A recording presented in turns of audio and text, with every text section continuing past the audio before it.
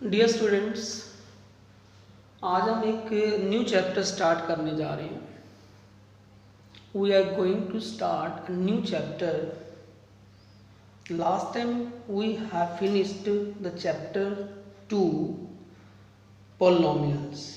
So today we will start from chapter 3. Chapter 3 name is pair of linear equations in two variables. ठीक है, pair का मतलब समझते हो कि इक्वेशन दो जोड़े के अंदर।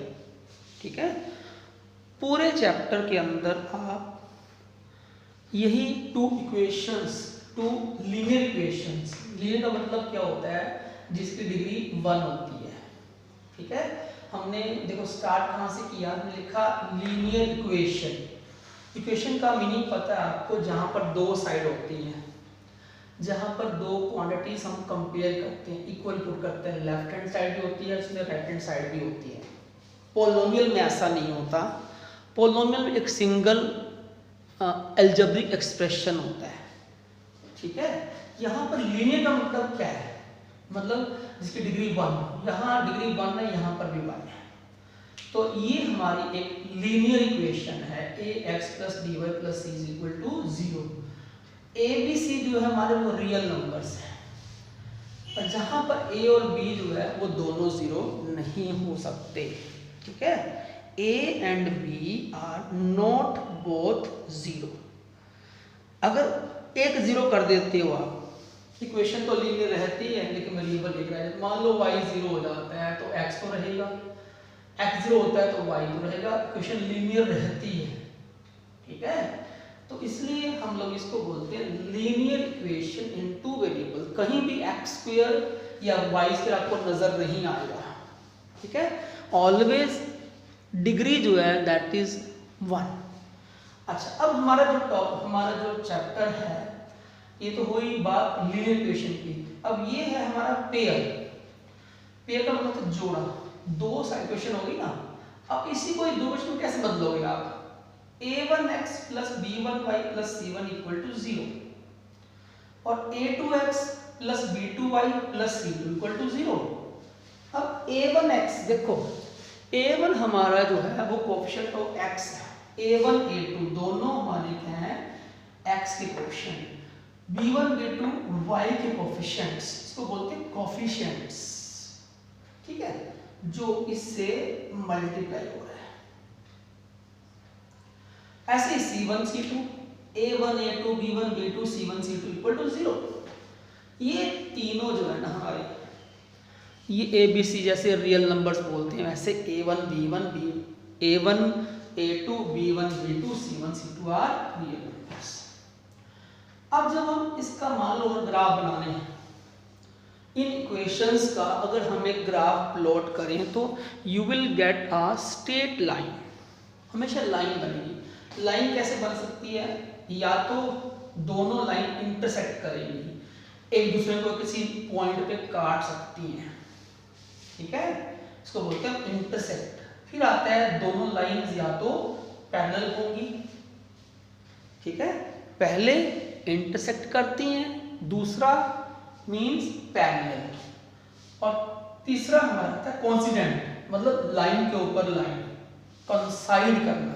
ठीक है, जैसे देखते हो ना घड़ी में जब 12 बजती है या 1 बजता है या 2 बजते हैं या 1 5 होती है या 2 10 होती है, उन सब में क्या होता है, जो उसकी जो नीडल्स होती हैं वो कोइंसाइड करती हैं। क्योंकि जब बड़ी सुई घूमती है तो कई चक्कर लगाती है, 24 राउंड्स लगा लेती है, 24 राउंड लगते हैं उसके अंदर। तो रेवोल्यूशन जिसको बोलते हो आप, जिसको ये इस तरह से जब ये घूमती है तो अब ये देखो कोइंसाइड करती है, वही कोइंसाइड मतलब लाइन के दोनों लाइन कोइंसाइड कर रही है, सीधी सी बात है। ठीक है, चलो अब आगे चलते हैं। ये तो बात हुई हमारी इंटरसेक्ट, पैरेलल और तीसरा कोइंसिडेंट। ठीक है, अब इनकी कंडीशंस बताते हैं आपको, तीनों कंडीशंस क्या है। हम ये ऊपर वाला पार्ट इरेज कर रहे हैं। ये हमारा हेडिंग जो है वो हमने पिन कर दिया, समझो इसको, ये हम इसको इरेज नहीं करेंगे। ठीक है, अब इंटरसेक्ट में इनका क्या रोल है? हम लोग बिना ग्राफ के बता सकते हैं कि हमारा ग्राफ कैसा बनेगा। ठीक है, वो कैसे प्रेडिक्शन होगी? हम बोलते हैं कि अगर a1/a2 is not equal to हो b1/b2 तो बोलते हैं हम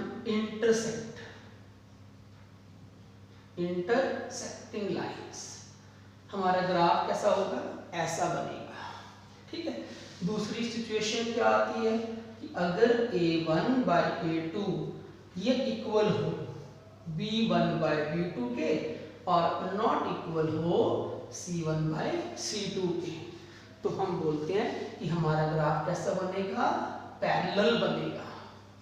ठीक है, यहीं से इक्वेशन जब दी होगी ना आपको, अब भी आपको बताएंगे, हम कुछ सम्स करके दिखाएंगे जिससे क्लियर हो जाएगा आपको कि वाकई जो है ना, हम बिना ग्राफ बनाए बता सकते हैं कि ग्राफ हमारा कैसा बनेगा। ठीक है, दूसरा पैरेलल। तीसरा, थर्ड होता है कि जब तीनों की तीनों रेशो इक्वल हो। ये हम लोग रेशियोज फाइंड कर रहे हैं, a1/a2 b1/b2 equal to c1/c2। ये होता है हमारा coincident lines. This is called coincident. ठीक है, तीन सिचुएशन हो गई। I repeat, first intersecting line, जब दोनों नॉट इक्वल हो, दोनों रेशियो नॉट इक्वल हो, पैरेलल में ये दो इक्वल, थर्ड नॉट इक्वल, तीसरे में कॉन्सिडेंट लाइंस। ठीक है, तो इनके बेस पे हम अब स्टार्ट करते हैं। हम आज को सबसे पहले हम 3.2 से स्टार्ट करते हैं। ठीक है, बाकी काम ये मत सोचना कि 1 नहीं कराई जाए, 1 भी कराई जाएगी, बट पहले आपको हम 3.2 के सेकंड सम से हम स्टार्ट करना चाहते हैं। ठीक है, रेशियो हमने बता दिया आपको, इसको हम इरेज कर रहे हैं। पहला हमारा क्वेश्चन नंबर 2 जो है वो हमें, आपको फिर भी आप ऐसे स्टार्ट कर सकते हो। 3.2 क्वेश्चन नंबर 2, इक्वेशन दी हुई है दो, आपको बताना है इंटरसेक्ट है, पैरेलल है या कॉन्सिडेंट है। तीन पार्ट हैं इसके, तीनों पार्ट 5x है -4y है +8 इक्वल टू 0, और 7x है +6y है -9 इक्वल टू 0। आपको पता होना चाहिए a1 a2 क्या है। देखो पहले हम बताते हैं a1 क्या है। a1 5 a2 7, b1 -4 b2 6 c1 8 c2 -9। पहले हम चेक करते हैं, हमें ये देखना है a1 a2 कितना आ गया 5/7। ठीक है, फिर निकाला हमने b1/b2, क्या ये दोनों इक्वल है? नो। तो क्या होता है हमारा नॉट इक्वल आ गया ना, इंटरसेक्टिंग। क्या बोलेंगे इसको हम? इंटरसेक्टिंग। कि जिसकी लाइन बनेंगी वो कैसी होंगी?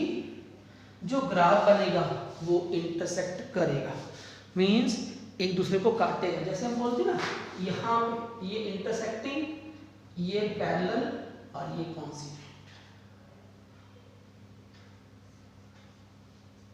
ठीक है, ये लाइन थोड़ी सी आप ठीक कर सकते हो। कॉन्सिडेंट मतलब ये होता है।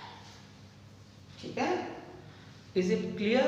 Now next second part, 9x + 3y + 12 equal to 0। ठीक है, और 18x + 6y + 24 इक्वल टू 0। फिर से a1 a2 b1 b2, a1/a2 ये आ गया हमारा 9/18 1/2। फिर b1/b2 3/6 1/2, c1/c2 12/24 1/2। तीनों क्या हो गए? जब तीनों इक्वल हैं तो इसका मतलब ये हुआ कि जो हमारा सॉल्यूशन है वो क्या हुआ, जो सॉल्यूशन है वो क्या हुआ, कैसा हुआ, मतलब मींस आंसर क्या हुआ, तीनों बराबर है, 1/2 1/2 1/2, तो क्या होता है कॉन्सिडेंट लाइंस। इसका आंसर सीधा डायरेक्ट क्या लिखेंगे, कॉन्सिडेंट लाइंस। ठीक है ना। देखो ग्राफ जब आप प्लॉट करोगे ना तो लाइन के ऊपर लाइन ही आएगी। ठीक है। नाउ थर्ड पार्ट, तीनों पार्ट देखो, दो सिचुएशन आपने देख ली, इंटरसेक्टिंग भी और कॉन्सिडेंट भी। अब शायद तीसरे में ये हो सकता है कि ये वाला आ जाए second point. Third part question number 2 का थर्ड पार्ट, 6x है -3y + 10 = 0 है और 2x - y + 9 = 0 है। फिर से वही a1 a2।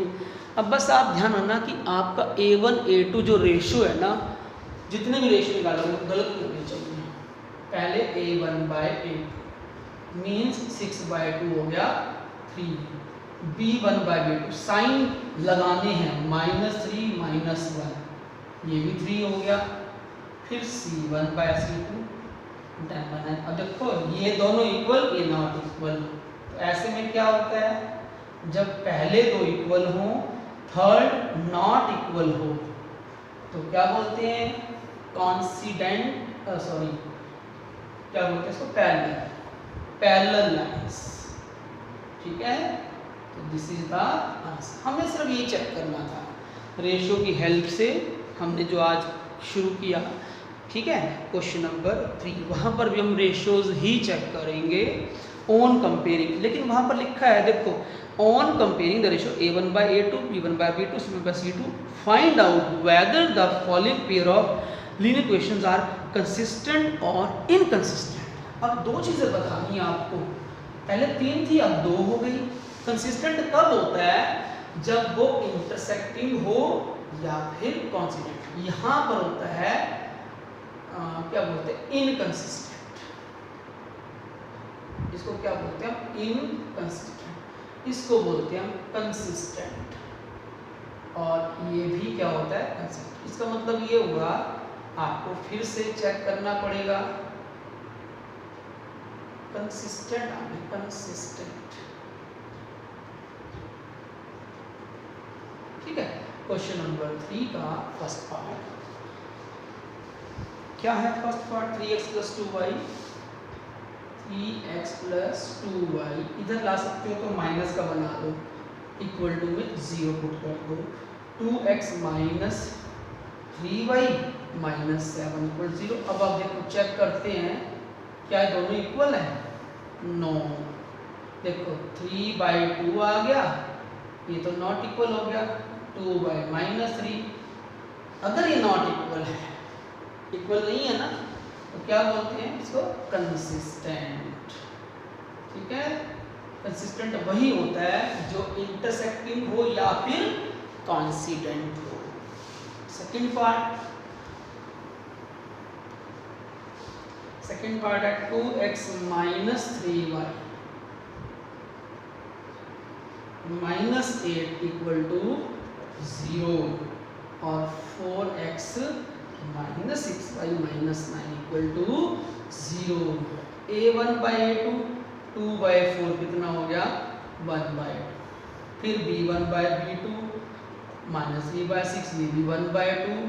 c1/c2 ये डिफरेंट हो गया। ये दोनों इक्वल नॉट इक्वल तो क्या होता है हमारा, इनकंसिस्टेंट, क्योंकि ये इक्वल नहीं आया। पहले दोनों equal, third not equal. Third part यहाँ पे यही कर देते हैं, थर्ड पार्ट को भी हमने कंडीशन इरेज नहीं करी ताकि आपसे थोड़ी हेल्प मिलती रहे इनसे आपको। थर्ड पार्ट हमारा है 3/2। देखो थर्ड पार्ट फ्रैक्शन में आ गया, ये ध्यान से करना पड़ेगा आपको। 3/2x + 5/3y - 7 = 0। फिर है 9x minus 10y minus 14 equal to 0। ये अंडरस्टूड है। देखो यहाँ पर इक्वल नहीं आ रहा, 3/2/9, तो 9 का 1/9 बन जाएगा, 1/6 हो गया। फिर हमने क्या किया, b1/b2, 5/3/-10, 5/3 तो -1/10, ये तो माइनस का हो गया। क्या दोनों इक्वल है? नो। कंडीशन फर्स्ट, क्या बोलते हैं इसको? कंसिस्टेंट।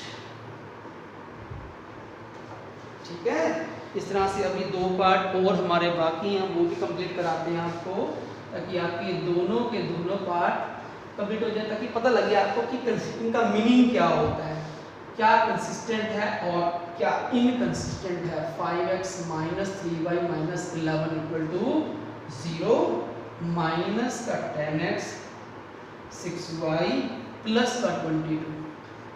अब पहले हम चेक करते a1/a2, 5/-10 क्या होता है? -1/2, b1/b2 फिर भी -1/2, c1/c2, तीनों क्या हो गए? इक्वल।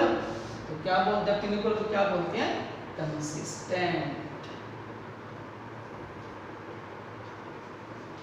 क्लियर? लास्ट पार्ट देखिए जरा, लास्ट पार्ट में क्या होता है, तीनों केस में कौन सा केस बनता है इसमें?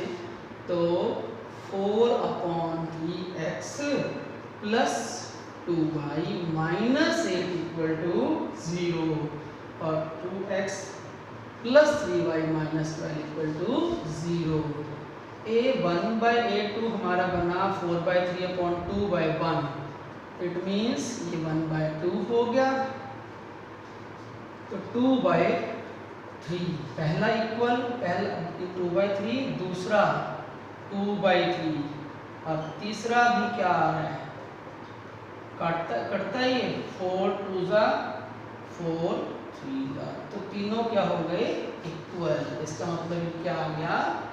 कंसिस्टेंट। देखो तीनों इक्वल है तो क्या बोलता हमने? This is consistent.